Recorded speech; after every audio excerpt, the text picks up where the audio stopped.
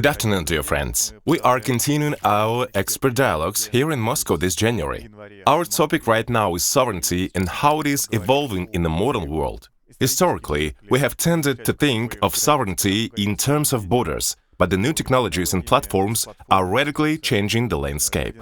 Joining me today is Dr. Rais Hussin, founder of EMIR Research. Crucially, Dr. Hussin has spent years working at the intersection of public policy and tech innovation. This gives him a unique perspective from both sides, making his insights particularly valuable for us today. Let's get started. In your work and presentations, you discuss a shift from territory to an architecture of sovereignty. What exactly do you mean by that? Traditionally, the geoeconomics and geopolitics has been in a way that it tailors to certain controlled sovereignty, so to speak, meaning you can govern within a certain area, certain way of doing business, and all this is governed by the financial might of the certain unipolar world circumstances. And when we talk about moving away from just geographical territory, I give an example. In Malaysia, for instance, more than 80% of our retail businesses are done online, and out of that 80%, about 90%, close to 90%, are from overseas. So territory is not confined to just geography; it is now platform, and increasingly, platform is going to dictate how the world is going to operate economically and trade. And obviously, with that comes also the protocols, the standards, the all the other factors included in that platforming. So I think that is why I think we are moving away from just territorial to more what we call platforming, and in a very interconnected world. We will definitely dive deeper into platforms shortly, but looking at this from a national perspective, what infrastructure is becoming critical in the modern world? We're used to thinking of power lines, communications and roads, but today what is taking on that central role? Is it a new kind of infrastructure entirely? Or could it be models or standards? When we talk about what are the infrastructure required to accommodate fast growth and equitable growth, the growth that will be felt by many, the growth should not be felt only by the few.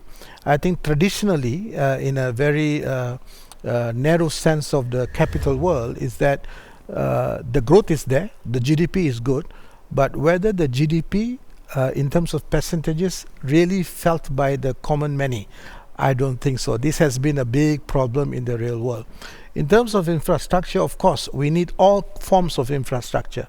And many a times we build white elephants of huge infrastructures, but when it comes to the outcome and impact, that is why in Malaysia now we are very focused on input, output, outcome, impact model. So every money that we spend, input and output, must have the desired outcome and impact to the nation and the people. If it doesn't, then we don't go. If you look for the importance, which part of the infrastructure is important, increasingly in a very globalized, interconnected world, something that is always amiss is the sovereign financial infrastructure. And if you do not have a sovereign financial infrastructure where there's mutual respect among the trading blocs or trading countries or trading partners, then it will be a big problem. So to me, coming from a little bit of technology background and economics and finance, I believe that the financial infrastructure is key. We can do a lot of things. We can build beautiful infrastructures, buildings, power grids, this, everything. But if we are not ready with the right financial infrastructure that accommodates global interconnectedness, then we will have a big problem, because it will be run by the very few who will dictate what can be done, what cannot be done. Recently in Malaysia, we had this issue of tariff. And we had to fight that tariff, but again, we are 35.1 million market. ASEAN is 680 million market, and America pushed us to impose a tariff of 25%. It's a big problem because we are, if you look at the GDP to FDI, we are one of the highest in the world, meaning which our international trade is important, trading nation. But are we ready to take on? So for now, what we do is active neutrality. We participate, we discuss, we negotiate, but it is not easy. So even there was an agreement signed recently by our Prime Minister and the US President, but it has not been ratified because the immense opposition in Malaysia towards that particular agreement. Because one of the things, the primary thing that they are focusing on is the financial sovereignty. So I think when we want to build the basic infrastructure, power grid, that is good, fair enough. We need it for the growth. But please do not forget the financial infrastructure. We will come back to finance. It is indeed a vital issue. But first, let's stick with the topic of platforms, because we need to explain what they actually are to the average person. Right now, most people think of a platform as just an app icon on their phone used to order from online store, book or taxi or access a service. How would you define a platform, and how does it differ from traditional markets or industries? The apps and all those icons on mobile phone that we are normally relating to as a platform is just the user interface. Behind the user interface, the entire infrastructure is there.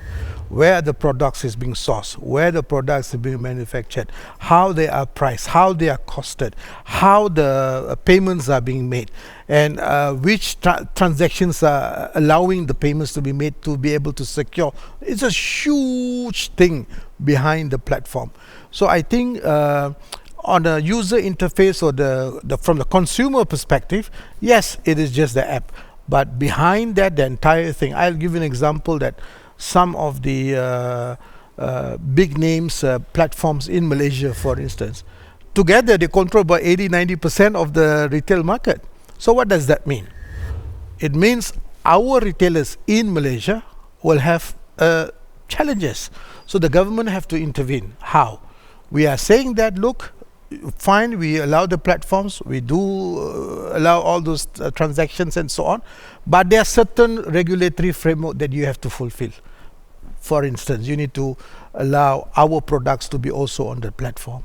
You need to make sure that that is facilitated. There should be some incentives.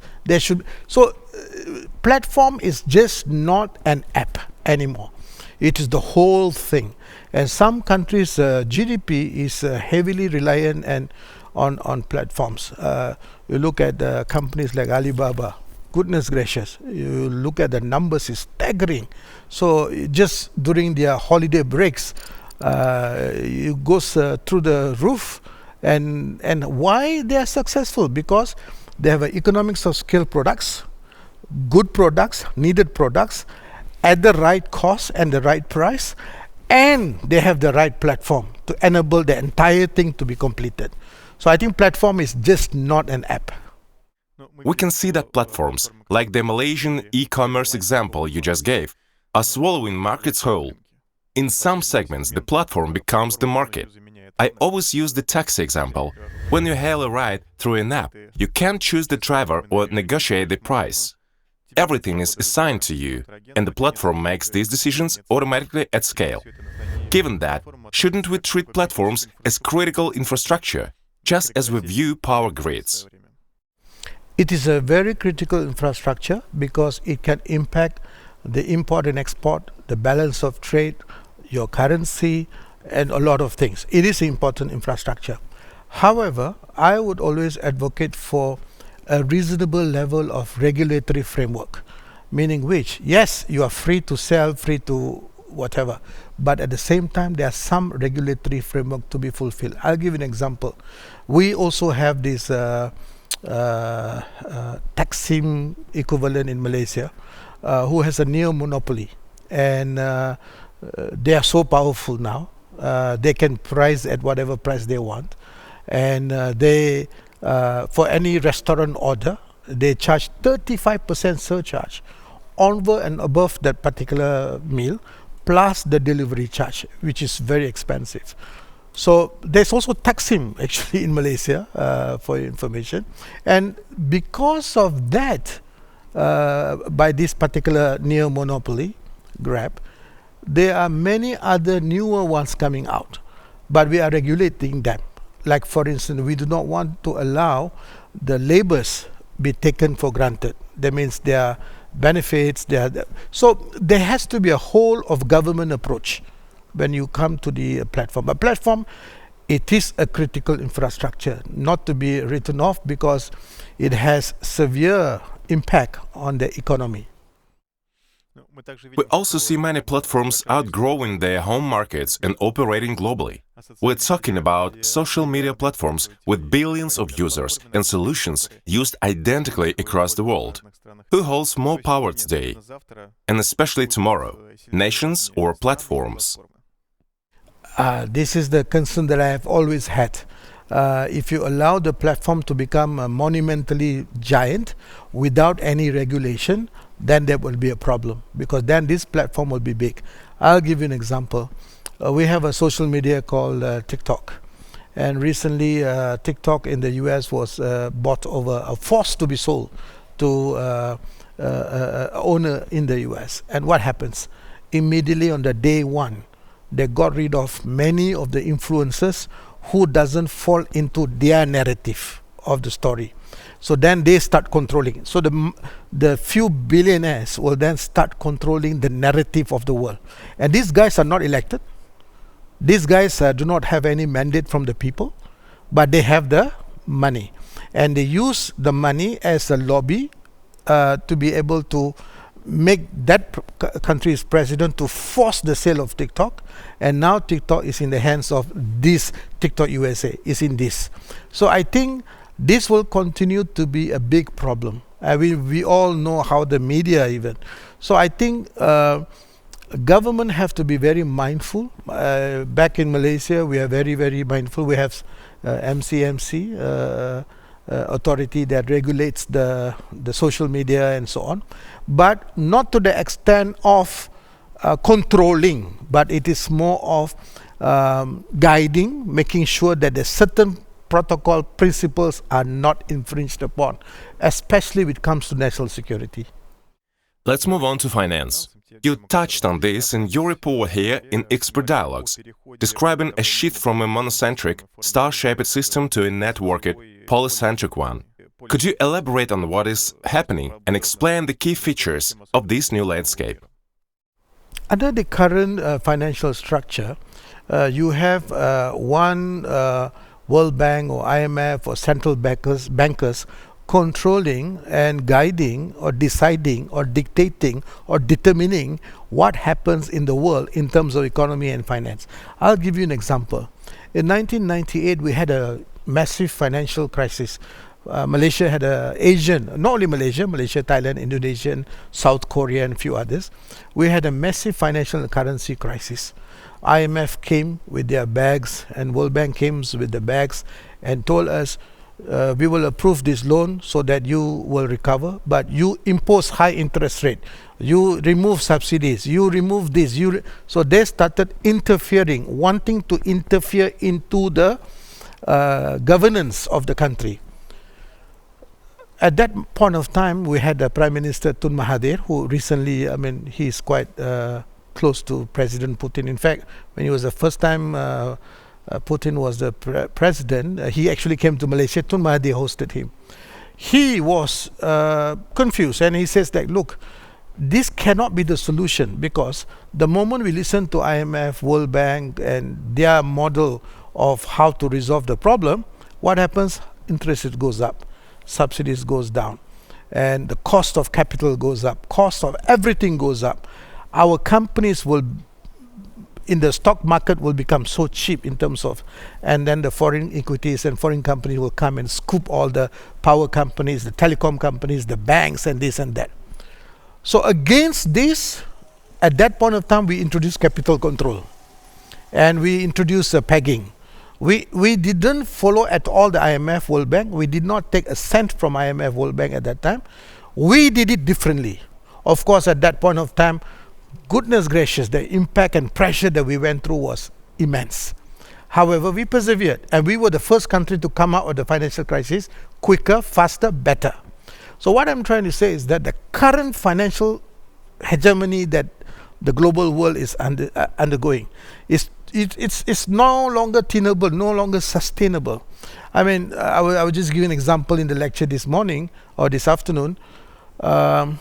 Malaysia, we plant the seed, we fertilize the plant, we water the plant, we harvest the palm oil, and then we process it, and then this is the number of activities. These are real economy, real activity, and then we export. And this country in the US, for instance, take a piece of paper, print it, and buy, and that's it. And we look at the debt of the US now is about $38 trillion. But who are they going to pay to? Who are they taking the debt from? You and me. We are the one who's, and I think many countries are now beginning to realize this is not sustainable. And even traditional good partners of US even.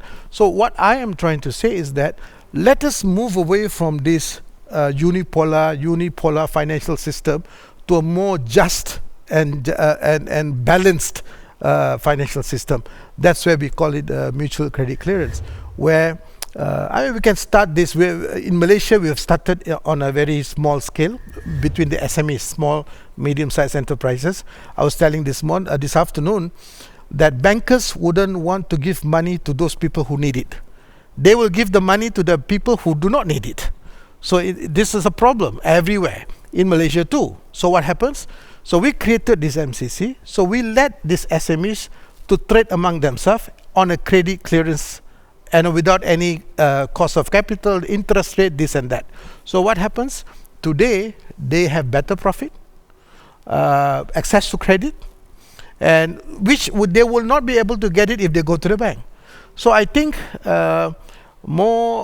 this is not something primitive barter. It is an interconnected system using blockchain among the trusted community to do this, and it can be done. It can be done on a country, within country, that means intra-country, then inter-nations, but it has to start somewhere. And traditionally, some people will say, okay, let's not the de-dollarization, and then we go to yuan. But the problems are the same. You are replicating the same issues again.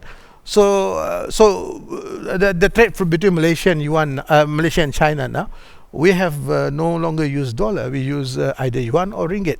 But we are suggesting in longer term, mid to longer term, let's create this MCC.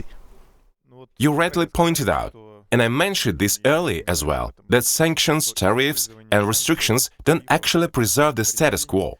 Instead, they accelerate evolution and change. The Russian example shows that restricting payment infrastructure didn't kill foreign trade. It forced a faster transformation, establishing bilateral ties more quickly and shifting the system away from a single center towards a polycentric model. Yet we know the monocentric model stood unchanged for decades.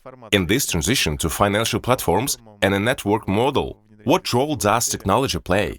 And what do you see as the most critical factor? Technology is the center of this, because even in this MCC initiative that we are implementing gradually in Malaysia, technology is everything, because this is where everything starts. It will enable and facilitates as a tool based on blockchain, so that it creates a trusted community of doing transaction within that particular group, and eventually it will expand. I think technology is important. That's why we always talk about financial sovereignty, technology sovereignty, and so on and so forth. But let us define what sovereignty is. Is it like if the data is in your home is sovereign, or is it data is in your territory is a sovereign? I think it is more than data being placed in your place. It is the protocol, the standards, the access. Can it be anonymized? Can it be? So there are a lot of things behind the mechanics of this. But be that as may, I would always strongly, be a technologist myself, I would always advocate the use of technology, and do not be too afraid and fearful of technology so long you know the technology. Let not the technology know you. Let you know the technology. You be part of the technology. You shape the technology. I think that is very, very critical. The moment you let the technology know you or know your country without reciprocity, then there will be a problem, because that means it's all developed outside and they can do whatever they want to do. That thought leads us seamlessly back to sovereignty. How do these digital platforms in finance and other sections alter the concept of sovereignty and the way nations interact? Will the platformization of the economy ultimately lead to greater fragmentation, with different countries running competing platforms? Or will it improve interconnectedness? When you talk about sovereignty in the data sphere, we need to be very, very mindful that certain critical data, especially that is involving national security or the citizens' information and all that, must have the sufficient cyber security element built in. Otherwise, there will be a big issue. But talking about fragmentation, I do not think so. Look at China. China has built, if you have a WhatsApp, they have the WeChat. You have these, whatever, they have the Baidu. I mean, they always have an equivalent. And today, they are technologically quite independent, actually very independent, and they keep on evolving. When Android and iOS was forbidden for China to use for their phone, they came up with Harmony iOS. So their thought process, it is not like something like the third. It is a situation where one side has one system and the other has something completely different. Similar solutions, but distinct, unconnected, and operating in parallel without intersecting. They are independent, but they are integrated. That means you can still harmoniously use it. For instance, I have a phone that can use WeChat. And so it is based on that devices, right? So you create platform, multi-platforms, and then you make sure that your platforms are secure, cyber security future-proofed. This is very important. And then on top of that, you are actually allowing for a level of integration. So I think fragmentation sometimes should not be looked at as completely a negative element, because you need to secure your borders. You need to secure. In a technology sphere, it is impossible, right? And I was visiting some companies and I realized that, for instance, the warfare is going to be completely different, totally different. It is not going to be the warfare in World War I, World War II, and even now. Things are going to change radically and tremendously with the use of technology. And you probably do not need to have the same fatalities that you would have had in World War I and World War II and the future human fatality. So I think fragmentation in terms of literal, it is okay, but so long it is still allows interconnectedness. So for instance, in Malaysia, we can do all the WeChat, WhatsApp, whatever. We can still do it. And why it is allowed? Because sometimes you need that, the third pillar I was talking about this afternoon, the integrator, the orchestrator, which is the government. Speaking of the government's role, how do nations and companies prevent themselves from becoming helpless tenants of someone else's infrastructure? You might benefit from a platform today, but if someone can simply pull the plug or flip the switch at any moment, leaving you with nothing, how do you protect against that? A very important question. I think this one I can relate to I think situation in Russia. Some time ago, when the sanction was initially imposed, SAP just pulled the plug. And Russia had a huge situation and circumstances. And in Malaysia, for instance, when Trump was talking about this tariff, this and that, we had some anxious moments, especially in semiconductor and microchip. As you know, 90%, or more than 90% of supply chain of microchip and semiconductor is in one island called Taiwan. And at the same time, Malaysia quietly significantly contributing to the large chunk of the microchip production of the world. It's a critical component of the supply chain. In fact, when the American was imposing tariff, they excluded microchips and semiconductor from the list. So Yes, to be that is why the vigilance and diligent vigilance of the network of the technology, how it's integrated, how it's interconnected, it is very critical. Many countries of the world, what they do is they are vendor driven. When I say vendor driven, a vendor will come and they say this is good for your country and blah blah blah, and that's it.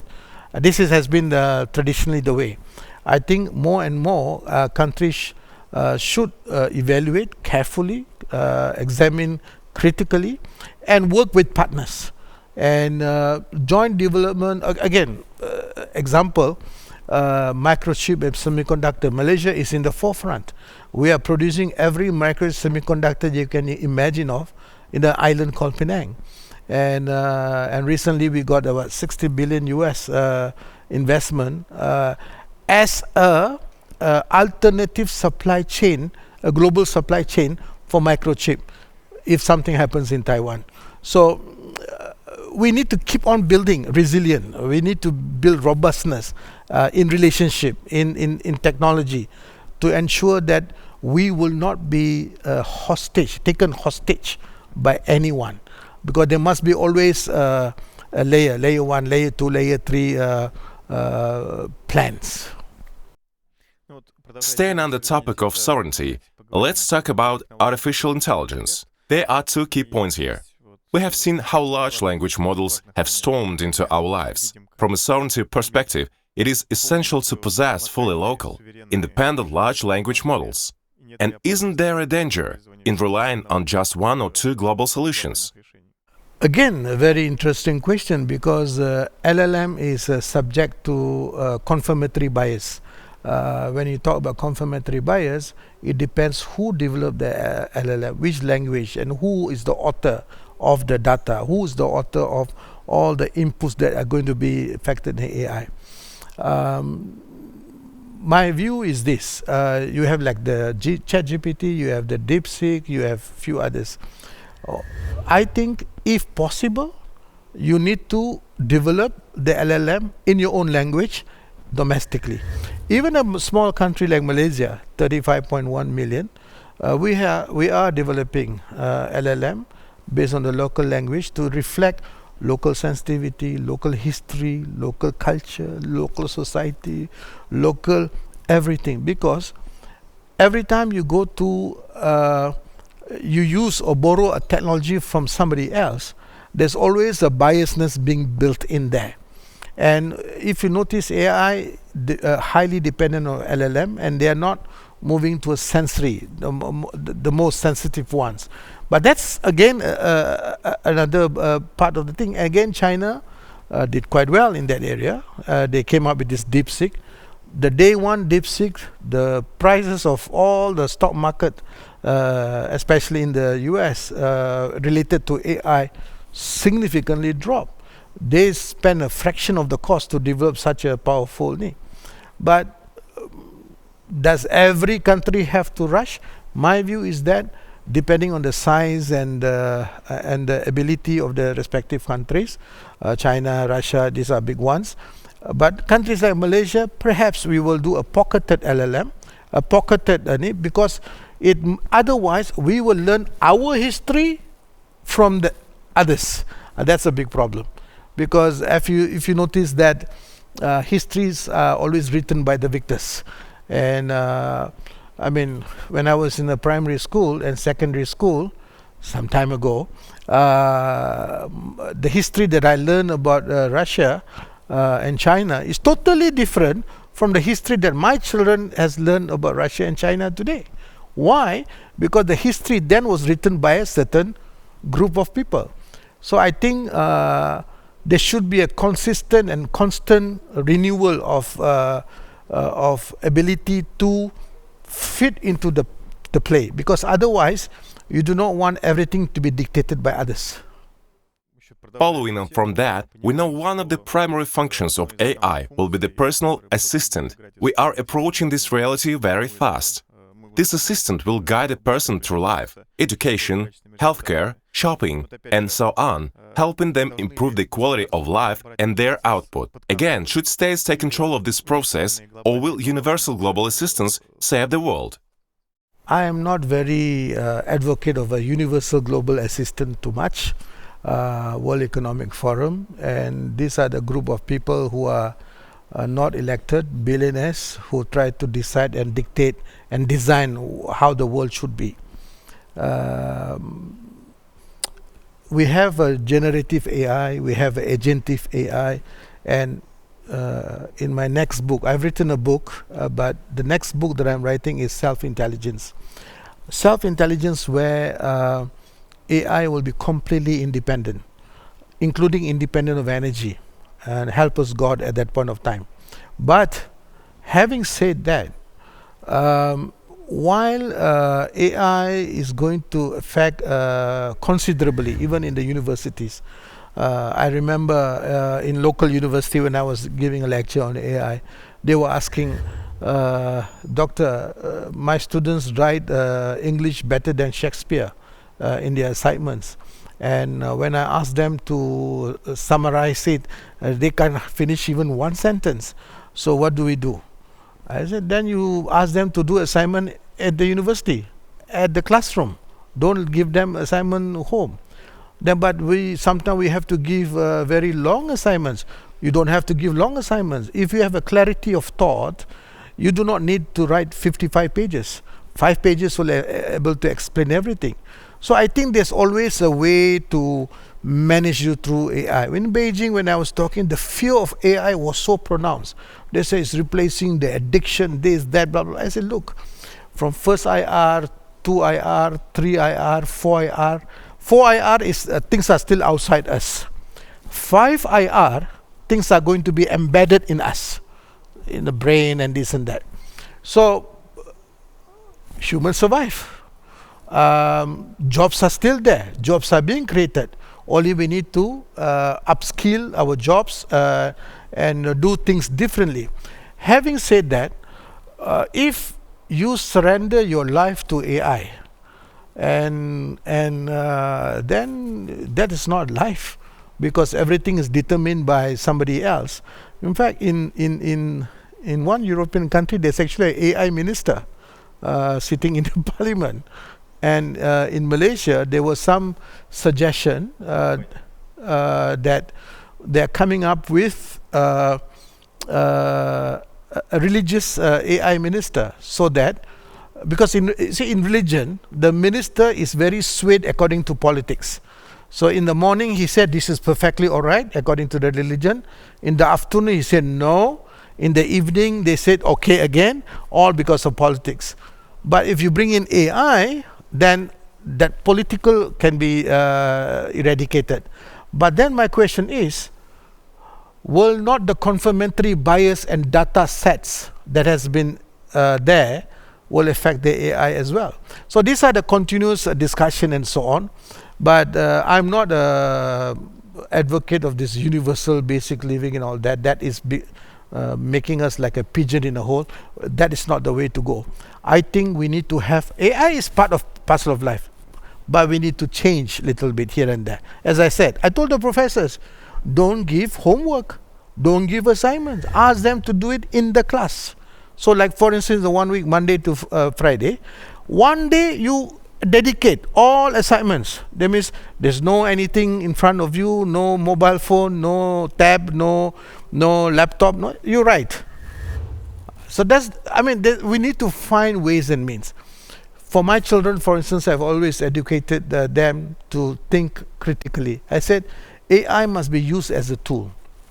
By the way, my children are all half Russian, and when I've encouraged them to say, look at the Russian people, look at their Russian history, look how they do things, and you need to learn a lot from that. Don't make that culture, the couch culture of burgers and fries to dominate your life.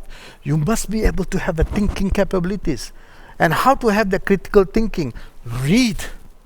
If you read, you will understand. If you understand, you will know. If you know, you will see. AI will just be a tool, cannot be a replacement for education, especially for critical thinking. Otherwise, you'll become that universal whatever thing that the World Economic Forum is trying to advocate. What scares you personally the most about artificial intelligence? Personally, I am not afraid of AI because I know AI, but there are people who do not know AI, and they only know artificial is intelligent, and that's about it. But my worry is if AI is misused. That is the problem. For instance, if the students start using ChatGPT for their assignments, for instance, that will, in the next generations or so, will result in issues with regards to intellectual defunct. So I think there should be a good national policy. I remember in Malaysia, I was asked to comment on the national AI policy. It was sent to me. It was 185 slides. So I sent that back to them. I said, use ChatGPT, bring it down to 5 slides. The moment you have 185 slides on national AI policy, meaning you do not know what the heck are you talking about AI. So I think there should be the open forums like this are really a big help. I met few people and we had a good discussion. They wanted my papers and I said, look, it's all downloadable. You go to the EMIR Research website.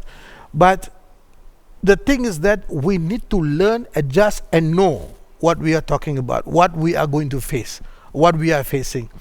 Then you need to take that measures preemptively.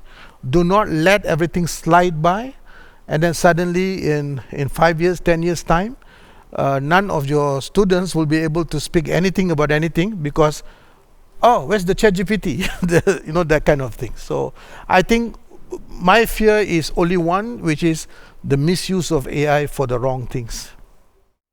We've covered the fears, but what gets you excited about AI? Where do you see the greatest opportunity? When you use AI as a tool, its intensity, its ability to collate data, and its ability to help giving you some feedbacks, some options, because you can, and depending on the intensity of the feedback that you're looking for. So you can use that as a source of reference, as a tool. And AI also helps in many other things, like in the area of medical. For instance, nowadays you just have a medical booth. You just go there. You don't have to see the doctors anymore. You just go there and basic stuff. Obviously, you cannot do cardiovascular surgery in the booth, but you can do a simple flu fever stuff and so on. So I think it helps. It will help. But again, the right use of AI is very critical. And this is where I strongly believe the government's role as an orchestrator, as a regulator, who will provide that governance, that ambience, but not to control, but more so to provide, hey, this is the right direction. I think if we do that, we have a chance. In Malaysia, I've been fighting that particular cause quite a bit and explained to them that, look, AI can be a very powerful tool for good things and also a powerful thing for bad things. So it all depends on us, how we are utilizing the tool. Let's wrap things up with one final question. If you could share a single thought or idea that would be heard simultaneously by heads of state, business leaders, and ordinary people around the world, what would it be? What is the most important message for humanity at this stage of our development? That's a very powerful proposition that I have to make to the people. But I would say this. We are all living in one world, a very interconnected world with high intensity for growth. It is time for us to work collectively and importantly in a balanced, equitable way. If you start just extracting and extracting and extracting, exploiting and exploiting, this will not last. And I think the mutual respect must be there. So even in an organization, for instance, my door is I'm the CEO, but the door is always open, and anybody can come and talk to me about ideas. Usually I give 5 minutes. So when the ideas are being discussed, these ideas that will enable, empower, and help people. We should be encouraging. So the one message that I would like to need is embrace technology. AI is here to stay. You can't do without it. As we speak, AI is already probably analyzing what we are talking. Make sure that it is recalibrated, reinvented for the right reasons. I think that's the message that I would like to deliver to the people. I fully agree that the era of exploitation and domination is coming to an end. We must work together to ensure the next era is defined by cooperation and connectivity. I am confident that Russia and Malaysia are doing everything possible to make that a reality. Joining us today was Dr. Rais Hussin. Thank you very much for such an engaging discussion on sovereignty and technology. Thank you.